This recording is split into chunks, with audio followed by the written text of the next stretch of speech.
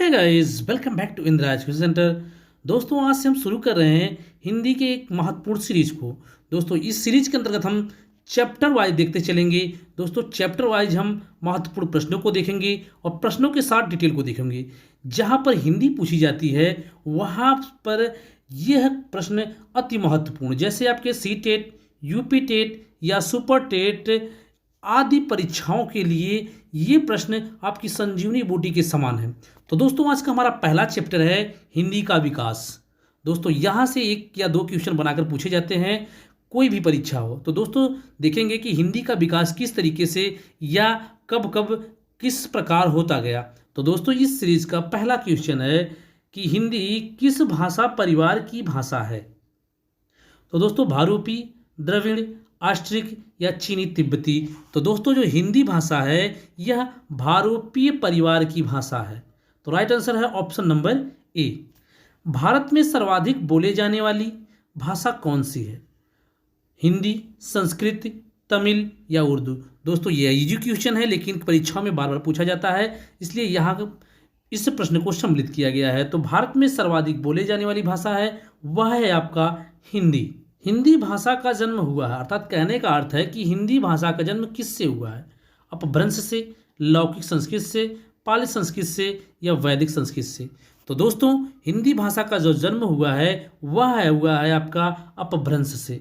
तो दोस्तों, इसको थोड़ा डिटेल में देख लेते हैं कि किस प्रकार हिंदी भाषा का विकास हुआ है। तो दोस्तों, सबसे पहले संस्कृत भाषा से, इसके बाद पाली आई, इसके बाद प्राकृतिक भाषा हुई, इसके बाद अपभ्रंश भाषा, इसके बाद औहट और इसके बाद आपका प्राचीन या कहेंगे कि जो प्रारंभिक हिंदी है या आरंभिक हिंदी है, तब इसका विकास हुआ। लेकिन दोस्तों, यहाँ पर औहट नहीं दिया गया है, इसलिए राइट आंसर होगा ऑप्शन नंबर ए, अपभ्रंश। ये अगर औहट दिया होता तो हम औहट को ही सही मारते। निम्नलिखित में कौन सी बोली अथवा भाषा हिंदी के अंतर्गत नहीं आती है?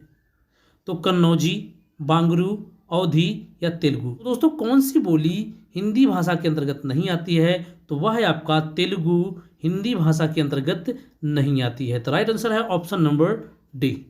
हिंदी की विशिष्ट बोली ब्रज भाषा किस रूप में सबसे अधिक प्रसिद्ध है? अर्थात कहने का अर्थ है जो ब्रज भाषा है वह किस रूप में सबसे अधिक प्रसिद्ध है?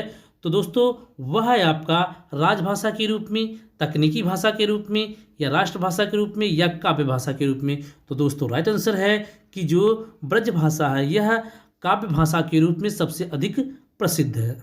भारतवर्ष में हिंदी को आप किस वर्ग में रखेंगे? राजभाषा में, राष्ट्रभाषा में या विभाषा में या तकनीकी भाषा में? दोस्तों, यह वेरी वेरी इंपॉर्टेंट क्वेश्चन है। तो दोस्तों, हम इसे राष्ट्रभाषा के वर्ग में ना रख के हम इसे राजभाषा के वर्ग में रखते हैं। वेरी वेरी इंपॉर्टेंट क्वेश्चन है, इसे आप ध्यान रखिएगा कि हिंदी को हम या भारतवर्ष में हिंदी को राजभाषा के रूप में रखते हैं।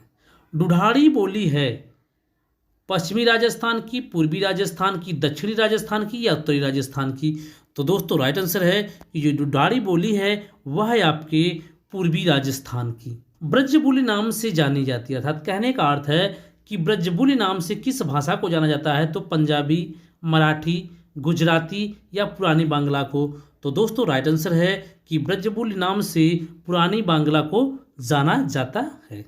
निम्नलिखित में कौन सी भाषा देवनागरी लिपि में लिखी जाती है? गुजराती, उड़िया, मराठी या सिंधी? तो दोस्तों, इसका राइट आंसर है कि देवनागरी लिपि में जो भाषा लिखी जाती है वह है मराठी, ऑप्शन नंबर सी। तो दोस्तों, जैसे वो आपका मराठी हो गया, हिंदी हो गया या और ऐसे भाषाएं हैं जो देवनागरी लिपि में लिखी जाती हैं। निम्नलिखित में कौन सी भाषा संस्कृत भाषा की अपभ्रंश है? खड़ी बोली, ब्रज भाषा, अवधी या पाल? दोस्तों, कहने का अर्थ है कि जो संस्कृत की अपभ्रंश पूछा है, अर्थात पूछने का अर्थ है कि जो संस्कृत भाषा है या हम भाषा विकास में हमने जो देखा है कि संस्कृत भाषा के बाद कौन सी भाषा में वह विकसित हुई? तो दोस्तों, राइट आंसर है इसका कि पाली। अभी हमने देखा कि पहले थी आपकी संस्कृत, इसके बाद पाल थी, इसके बाद आपका प्राकृत था, इसके बाद अपभ्रंश था और इसके बाद औहट, इसके बाद हिंदी। तो दोस्तों, राइट आंसर है ऑप्शन नंबर डी। अधिकतर भारतीय भाषाओं का विकास किससे हुआ है? शारदा लिपि से, खरोष्ठी लिपि से, कुटिल लिपि से या ब्राह्मी लिपि से? तो दोस्तों राइट आंसर है कि अधिकतर भारतीय भाषाओं का विकास जो हुआ है वह हुआ है ब्राह्मी लिपि से। हिंदी भाषा किस लिपि में लिखी जाती है? तो गुरमुखी लिपि में, ब्राह्मी लिपि में, देवनागरी लिपि में या सौराष्ट्री लिपि में? तो दोस्तों राइट आंसर है कि हिंदी भाषा जो है वह देवनागरी लिपि में लिखी जाती है। वर्तमान हिंदी का प्रचलित रूप क्या है? जो वर्तमान में हिंदी है इसका प्रचलित रूप क्या है या हम किसे किस नाम से जानते हैं? तो अवधी, ब्रजभाषा, खड़ी बोली या देवनागरी? तो दोस्तों राइट आंसर है कि वर्तमान हिंदी का प्रचलित रूप जो है उसे हम खड़ी बोली के नाम से जानते हैं। हिंदी भाषा की बोलियों के वर्गीकरण के आधार पर छत्तीसगढ़ी बोली है, पूर्वी हिंदी है, पश्चिमी हिंदी है, पहाड़ी हिंदी है या राजस्थानी हिंदी है? तो दोस्तों राइट आंसर है कि बोलियों के वर्गीकरण के आधार पर छत्तीसगढ़ी जो बोली है वह पूर्वी हिंदी है। निम्नलिखित में से कौन सी पश्चिमी हिंदी की बोली नहीं है? दोस्तों यहाँ पर जितने भी ऑप्शन दिए गए हैं इनमें से पूछा है कि कौन सी ऐसी बोली है जो पश्चिमी हिंदी नहीं है?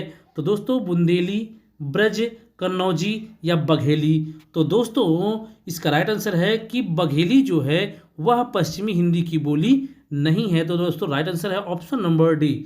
और बात की जाए बुंदेली, ब्रज या कन्नौजी तो ये सभी आपकी पश्चिमी हिंदी की बोली हैं।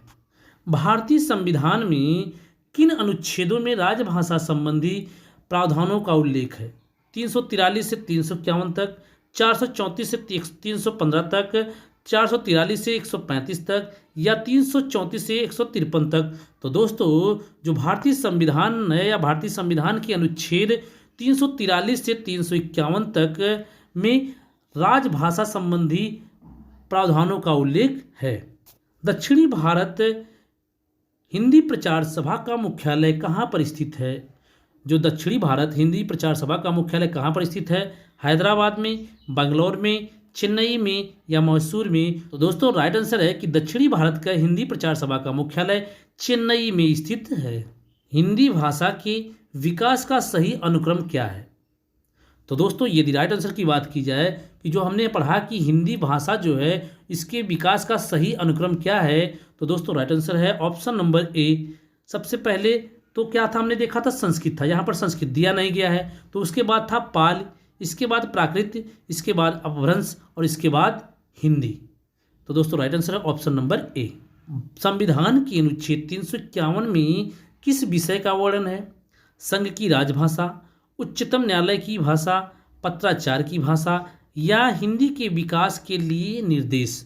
तो दोस्तों अनुच्छेद 351 में हिंदी के विकास के निर्देश दिए गए हैं। तो दोस्तों राइट आंसर है ऑप्शन नंबर डी। ब्रज भाषा है, पूर्वी हिंदी है, पश्चिमी हिंदी है, बिहारी हिंदी है या पहाड़ी हिंदी है? तो दोस्तों जो ब्रज भाषा है यह है आपका पश्चिमी हिंदी। मगही किस उपभाषा की बोली है? तो दोस्तों राजस्थानी, पश्चिमी हिंदी, पूर्वी हिंदी या बिहारी हिंदी? तो दोस्तों राइट आंसर है कि जो मगही है वह बिहारी उपभाषा की बोली है। हिंदी खड़ी बोली किस अपभ्रंश से विकसित हुई है? मागधी, अर्धमागधी, सौरसेनी या व्रांचड़? अर्थात कहने का अर्थ है कि जो खड़ी बोली है वह किस अपभ्रंश से विकसित हुई है या उसके पहले कौन सी बोली थी? तो वह थी आपकी सौरसेनी। राइट आंसर है ऑप्शन नंबर सी। भाषा के आधार पर भारतीय राज्यों की पुनः संरचना कब की गई? 1952 में, 1953 में, 1954 में या 1956 में? तो दोस्तों भाषा के आधार पर भारतीय राज्यों की पुनः संरचना की गई 1956 ईस्वी में। भाषाई आधार पर सर्वप्रथम किस राज्य का गठन हुआ? पंजाब का, जम्मू कश्मीर का, राजस्थान का या आंध्र प्रदेश का? तो दोस्तों बहुत ही चर्चित क्वेश्चन है कि भाषाई आधार पर सर्वप्रथम आंध्र प्रदेश राज्य का गठन किया गया।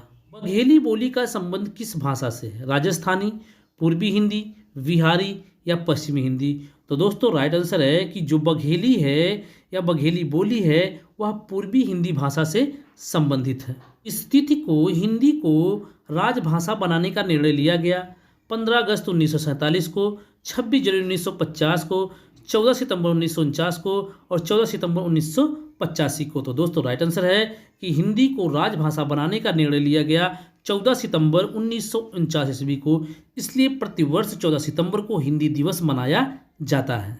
वर्ष 1955 ईस्वी में गठित प्रथम राजभाषा आयोग के अध्यक्ष थे वीजी खेर, सुनीत कुमार चटर्जी, जीबी पंत या पी सब्बोरोयन।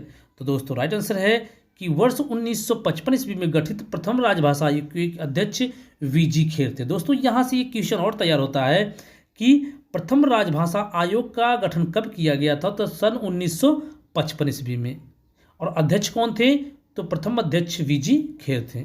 भारतीय संविधान की 8वीं अनुसूची में शामिल भाषाओं की संख्या कितनी है, 14, 15, 18 या 22। तो दोस्तों भारतीय संविधान की 8वीं अनुसूची में शामिल भाषाओं की संख्या 22 है। हिंदी की आदि जननी है, अर्थात कहने का अर्थ है कि हिंदी की आदि जननी कौन सी भाषा है, संस्कृत है, पाली है, प्राकृत या भ्रंश है। तो दोस्तों कहने का अर्थ है कि जो हिंदी आज हम हिंदी पढ़ रहे हैं, यह सबसे पहले या कहेंगे कि पूर्व में यह क्या थी, या किस भाषा से विकास करते करते हिंदी बोली प्रचलित में आया, हिंदी बोली विकास में आई है। तो दोस्तों हिंदी की आदि जननी कहा जाता है संस्कृत भाषा को। अभी हमने देखा कि सबसे पहले कौन सी भाषा थी, तो संस्कृत थी, इसके बाद पाल, इसके बाद प्राकृत, इसके बाद अब भ्रंश, फिर इसके बाद हिंदी। 8वां विश्व हिंदी सम्मेलन 2007 का आयोजन स्थल था या आयोजन कहाँ किया गया था, तो नागपुर में, मॉरिशस में, लंदन में या न्यूयॉर्क में। तो दोस्तों 8वां विश्व हिंदी सम्मेलन 2007 का आयोजन न्यूयॉर्क में किया गया था। लिखित में से कौन भारोपी परिवार की भाषा नहीं है, मराठी, गुजराती, हिंदी या मलयालम। तो दोस्तों यहाँ पर राइट आंसर है कि जो भारोपी परिवार की भाषा नहीं है वह है मलयालम। तो right answer option number C, जबकि मराठी, गुजराती और हिंदी क्या है, भारोपी परिवार की भाषा है। हिंदी दिवस किस दिन मनाया जाता है, अभी हमने बताया कि प्रतिवर्ष 14 सितंबर को हिंदी दिवस मनाया जाता है। क्यों, क्योंकि 14 सितंबर 1949 ईस्वी को ही हिंदी को राजभाषा बनाने का निर्णय लिया गया। विकास की दृष्टि से प्राकृत की पूर्वकालिक अवस्था का नाम है, अर्थात कहने का अर्थ है कि जब भाषाओं का विकास हो रहा या विकसित हो रही थी, तो प्राकृतिक भाषा से पहले कौन सी भाषा थी, तो पाल थी, संस्कृत थी, हिंदी थी या आहट थी। तो दोस्तों हमने अभी देखा कि पहले संस्कृत, इसके बाद पाल, इसके बाद प्राकृत। तो प्राकृत से पहले कौन थी, तो राइट आंसर है ऑप्शन नंबर ए, संस्कृत से पहले पाली भाषा थी। पश्चिमी हिंदी की 2 बोलियों का सही युग्म है, कन्नौजी अवधी, ब्रज बघेली, छत्तीसगढ़ी बांगरू या खड़ी बोली बुंदेली। तो दोस्तों पश्चिमी हिंदी की 2 बोलियों का सही युग्म जो है वह है खड़ी बोली और बुंदेली। अर्धमागधी अपभ्रंश से विकसित बोली कौन सी है, बांगरू, बघेली, ब्रज भाषा या भोजपुरी। तो दोस्तों पूछने का अर्थ है कि अब अर्धमागधी अपभ्रंश से कौन सी बोली विकसित हुई है, तो दोस्तों राइट आंसर है ऑप्शन नंबर बी, बघेली बोली का विकास हुआ है। देवनागरी लिपि का सही विकास क्रम क्या है, तो दोस्तों जो देवनागरी लिपि का सही विकास क्रम क्या है, यह किस प्रकार विकसित हुई है, तो सबसे पहले क्या था, ब्राह्मी लिपि, गुप्त लिपि, नागरी लिपि, फिर इसके बाद देवनागरी लिपि। तो दोस्तों राइट आंसर है ऑप्शन नंबर सी। तो दोस्तों आज के लिए हमने कुल 36 क्वेश्चन देखे हैं जो कि हिंदी भाषा के विकास से संबंधित यह बहुत ही महत्वपूर्ण क्वेश्चन है, आपको किसी भी परीक्षा में देखने को मिल सकते हैं। दोस्तों 2 से 3 नंबर दिला सकते हैं, तो दोस्तों इसे 1 से 2 बार देख लीजिएगा, आपको सारे कन्फ्यूजन दूर हो जाएंगे। दोस्तों इसी तरीके से आप डेली वीडियो आपको मिलेगी, और इसी तरीके से डेली वीडियो पाने के लिए चैनल को सब्सक्राइब करें, लाइक करें, दोस्तों में ज़्यादा से ज़्यादा शेयर करें। तो दोस्तों कल फिर मिलते हैं नेक्स्ट वीडियो के साथ। जय हिंद, वंदे मातरम।